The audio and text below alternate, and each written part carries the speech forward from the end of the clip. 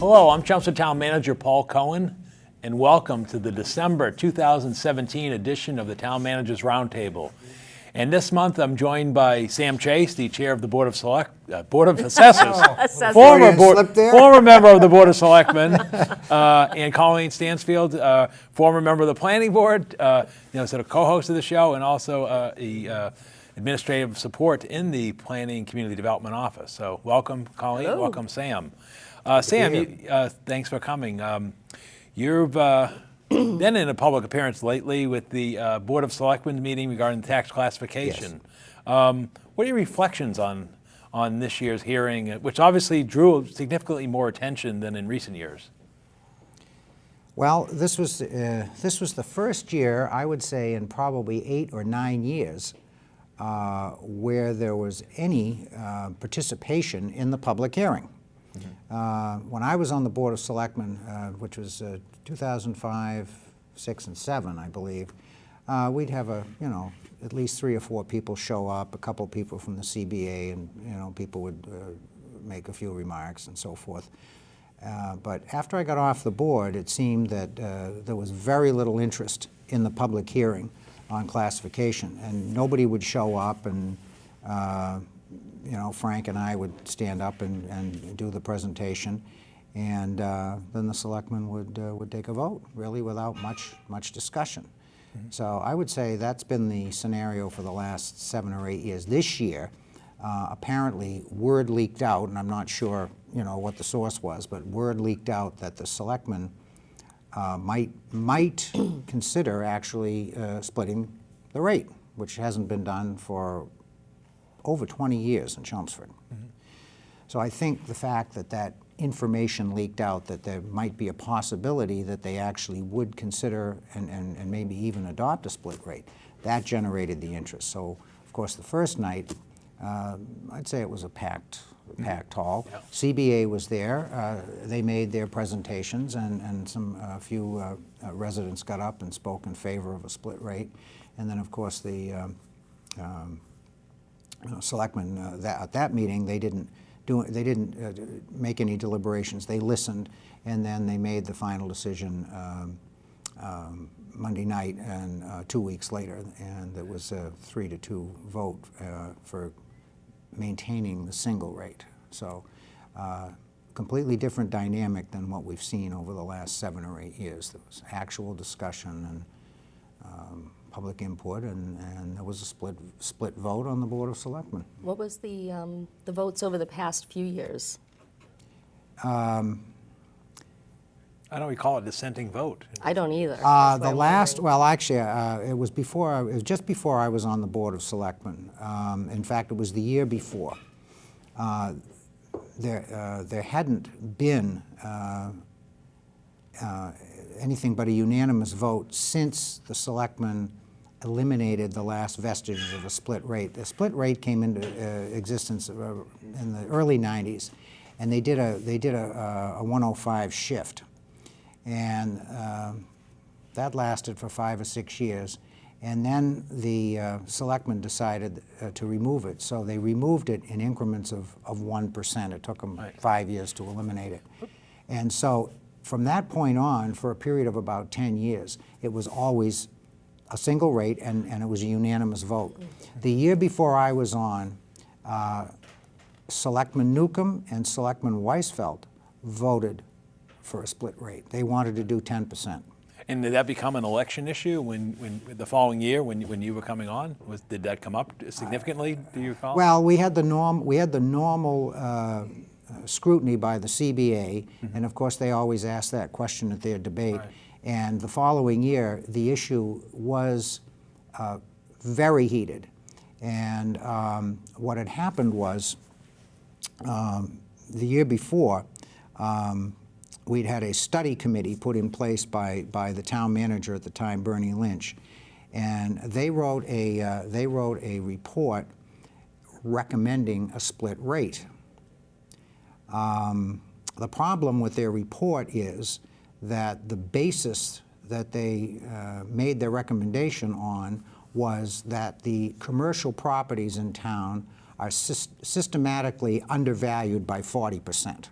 which of course is... How could that be? It's Because nonsense. You have to be at fair market value. I'm going to get in trouble for saying this, but it's nonsense. Okay, It's all right. total nonsense. And I think what people that were involved in producing that product did not understand was that the assessor doesn't just sit in the office and throw darts at a board to determine values. It's a highly regulated process. After the values are determined, and then it goes to the state, it goes to the Bureau of Assessments at the Department of Revenue. They look it over, and usually there's some pushback and there's some back and forth, and they have to certify that those values are within plus or minus 10% of the fair market value standard for all classes of property. At that point, then we can move forward, okay? So it's absolutely impossible that year over year, for any length of time, the value of any property class can be 40% below the standard. It just is not possible. But that's what they said was happening. So they said, okay, in order to correct for that situation, we recommend a split rate of, they came up with 31%, okay? Wow. And so, I mean, at that point, I had some background in real estate and assessing, and I read the report, and I knew that there were a lot of problems and flaws in there. But it was a big, of course, the pro-classification people in town, they believed every single word of that report, and they were using that. And then there was the other side that said they really didn't know whether that was true or not, but they just didn't want. And I said, okay, I got asked to run for the Board of Selectmen, which I didn't really want to do. I was on the Finance Committee, and I was very happy there. You know, nice appointed job. You don't have to run any political campaigns. And so I got dragged into that. And this was a very controversial. And I said, you know what? I said, when I get on the board, we're going to study this issue. And we're not going to appoint some committee to do it. We're going to do it ourselves, okay? And we're going to really study it. And we're going to take a look at the classification report of 2004. And the Department of Revenue had also done a report in the same time frame, which really wasn't consistent with what the committee had said, okay? I said, we're going to look at both reports, we're going to do the research, we're going to talk to professionals, we're going to have work sessions, and we're going to get the right answer. And that's what we did, you know? And that was a platform. That was one of my things that I ran on for selectmen, that we would go through this exercise and we would answer that question once and for all, and we did. What is the commercial base right now? It's about 17%, a little under 17%. That's just the real estate base. Then you have to add in the personal property. Real property, right. So it's about, it's close to 20. It's 19, 19 and change, you know. Okay. So, historically, over the last 10 years, it's been about an 80-20 split. Yeah, it has, yeah. Plus or minus, you know. And when the tax classification, I don't know, do you want to talk a little bit about Yeah, this? yeah. This is an interesting subject. Well, it is. A lot of people don't understand the 1% or the 105 you stated. But I think it's important to understand the background and how it came to be, okay? And you find similar provisions in other states. Massachusetts is not the only place that has different tax rates for different classes of property. This occurs, well, just about every state that I looked at when I did the research a few years ago. But prior to 1978, you could not have different tax rates. In Massachusetts, it was unconstitutional. There were several court cases, two that I can remember in the early 1960s, where the city of Springfield tried to do basically a tax split. And they were taken to court, and on the basis of constitutionality, went all the way up to Massachusetts Supreme Court, and they said, no, our Constitution requires that everybody is treated the same under the law. You can't split the rate. This taxpayer they all have to pay at the same rate. It's an ad valorem tax. It's not based on income. There's no progressivity in there. It's a flat ad valorem tax. Everybody has to be treated the same. So that's what the court And said. corporations are the same as people. Absolutely. Right, right. Absolutely. Well, they found are that to legally. be- Right, Legally, exactly. they are. So they said you treat everybody the same. It was a Proposition 2.5 that Then- undid all that? Yes, it was. So then Prop 2.5 comes in. Okay, well, two things. Prop 2.5 came in a little later. The first thing that happened was back in the late 70s, the local assessment people said, you know what, the cities and towns are not doing their job with respect to maintaining the proper property values for assessment purposes. You know, residents, a lot of houses in different towns, they go 15, 20, 25 years and they're not upgraded on value, okay, because there was no requirement that that be done. And the only time a person's property was looked at is if somebody took out a building permit. You know, they wanted to do something, and then, okay, they'd look at it again. And I can vouch for the accuracy of that, because I remember when I was in high school, and this was in the early 60s, well, sorry about that. You know, I'm old, what can I say? And my house I lived in, my parents bought in 1940. The value had not been upgraded since 1940, and here it was 1962, okay? And the town decided they were going to do a townwide, you know, and that's an egregious case, but I mean, that's what was going on.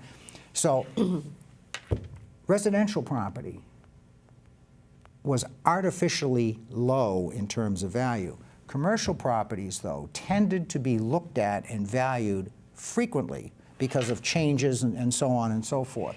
So back in the late 70s, before we had full and fair cash value, every 3-year valuation standard, the commercial and industrial properties were picking up a disproportionate load of the levy because their values were more accurate, they were higher, and so on and so forth.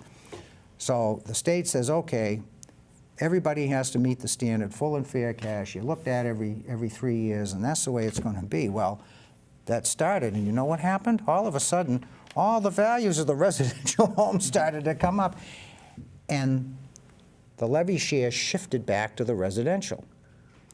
So some bright guy in the legislature said, oh, well, that's not right. I mean, you know, now these poor guys are getting hammered, so we have to do something about it. So they introduced the classification legislation. Now, the original intent of the legislation was to give the cities and towns a tool so that they could reestablish the historic percentage levy share that existed before they changed the law. So if you were at 80-20 in 1970, and now because of everybody's getting revalued, all of a sudden, now it's shifted, it's gone 70-30, and now the residents are picking it up. Right. The selectmen or the city council could come in and say, you know what, you know, for 50 years it's been 80-20, so we're going to keep it that way. So then, bang, they shift the rate, they make it 80-20. That was the intent. However, the law was not restricted. It didn't say you can only do classification to manage levy shares. They didn't specify. Okay. So now it became a political thing. You know, the selectmen and the city council say, "Geez, this is pretty cool. We can give the residents a nice tax break here," and that's what they did. Okay, and when it first started, you could shift up to 50%, and then that was changed in subsequent years to 75%, and it all depends on the proportion of the tax levy that the DOR says has to come from the residential base. It's called the minimum residential factor, and they calculate that every year for every town, okay? A couple of years ago, when, I think it was, well, more than a couple, I think it was in the mid-2000s when the residential property values skyrocketed. Right. Okay, and there was a natural shift back from the commercial. All right, they introduced temporary legislation to allow some cities and towns to do a 200 shift. The problem was, if they did that, they had 5 years to walk it back. So of course, you know, Boston, Cambridge, Somerville, they all bang. I think Bill Rickett did too. They all jumped on that right away. But then, wait a minute, oh, now we have to Yeah, how do you walk it back? Yeah, you walk it back. That was a problem for them. That was a problem. But that's the legislative history, and that's why we have it. And when we looked at this back in 2005, we found that most communities, they don't articulate a reason. They just shift it, because they want to give the residential property owners a break, and they just do it. There are some communities, though, that do articulate reasons for doing a split tax rate. And I happen to think there are good substantive reasons for doing a split tax rate. And if those situations exist in your community, you probably should consider doing it, okay? I agree. So I'll give you one example of where you might want to consider a split tax rate. Nantucket, very small town.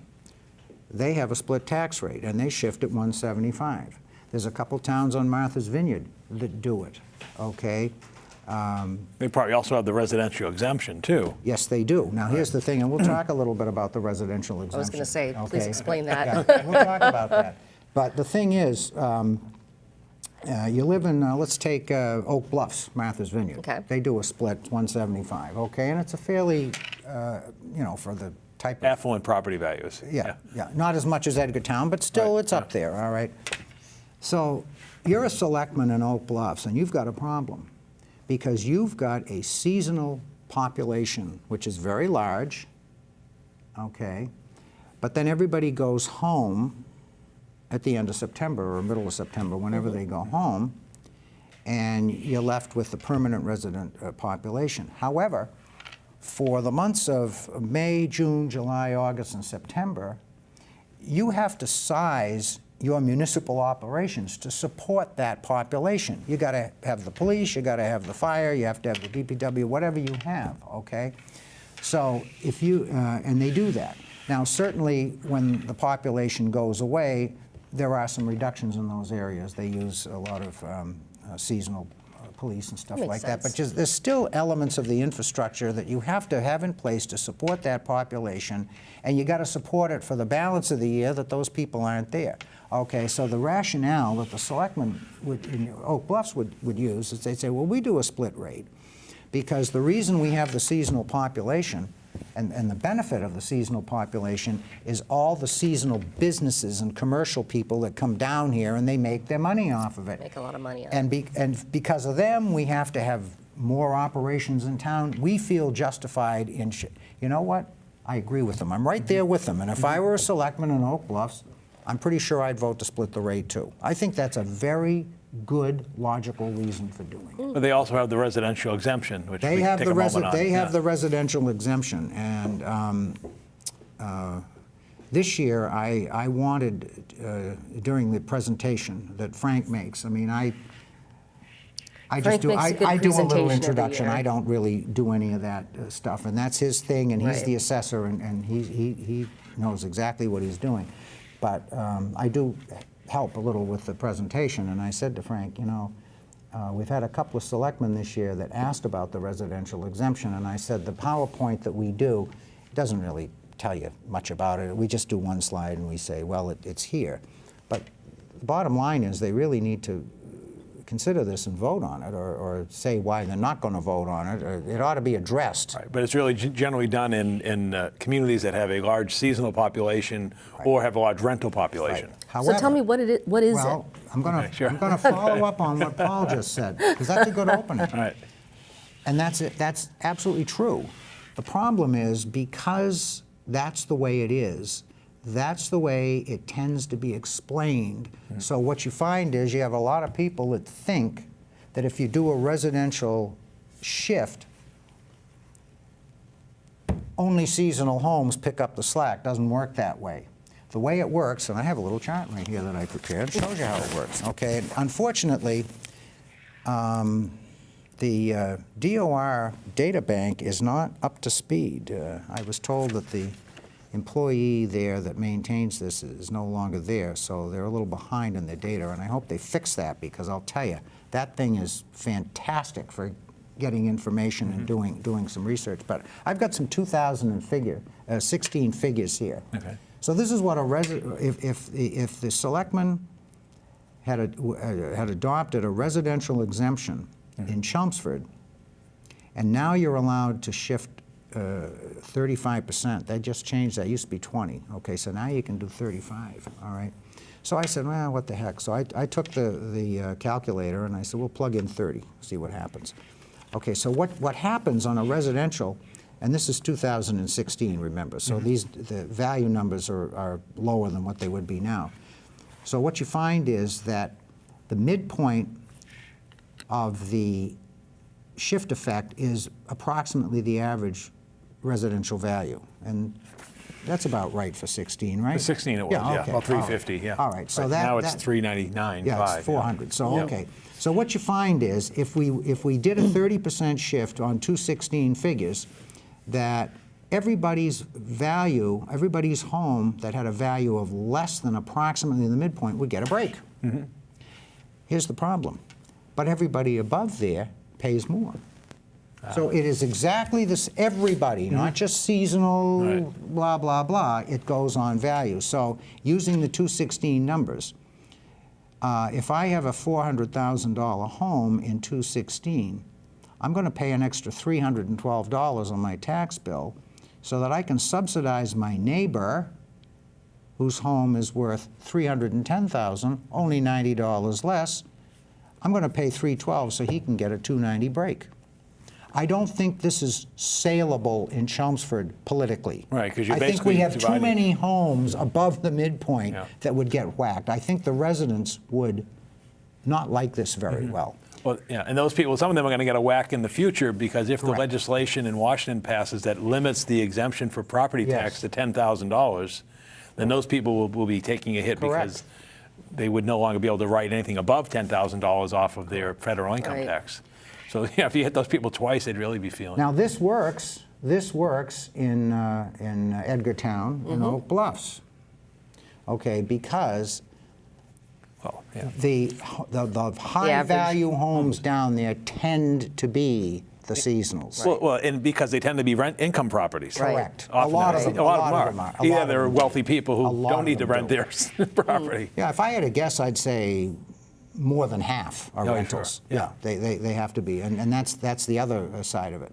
So So it's almost a commercial type of activity Correct. in that respect. correct. Right. So it works. It works down there. Another type community where this might work and might be more palatable politically is in a town that has exceptionally high real estate values. Let's pick one, Concord, for example. Okay. All right. Carlisle. Or Carlisle, closer. which is even worse than Concord. Right, Okay. even closer, yeah. I think the average residential value in Carlisle is about 1.6 million.